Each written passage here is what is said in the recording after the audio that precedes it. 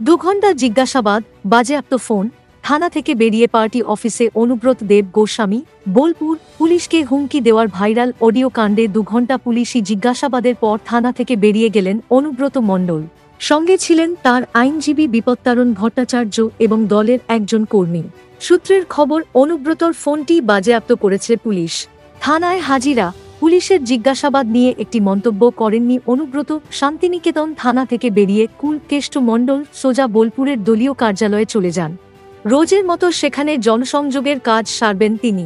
Viral audio কাণ্ডে বীরভূমের দাপুটে তৃণমূল নেতা অনুব্রত মণ্ডলের বিরুদ্ধে শতপ্রণোদিত মামলা দায়ের করেছে বোলপুর পুলিশ। সেই মামলাতেই বৃহস্পতিবার দুপুরে অনুব্রত হাজিরা দেন শান্তিনিকেতন থানায়।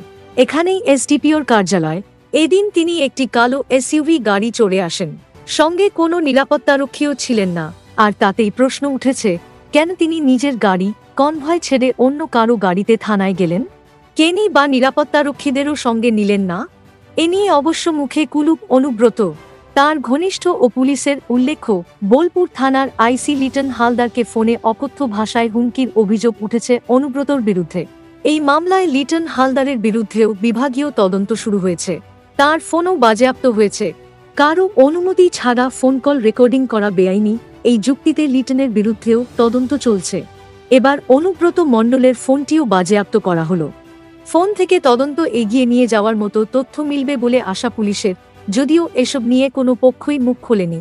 পুলিশি জিজ্ঞাসাবাদে অনুব্রতর শরীরী ভাষায় মনেই হয়নি তার এতটুকু মানসিক চাপ তৈরি হয়েছে, বরং বেশ কুল মেজাজেই দেখা গেল।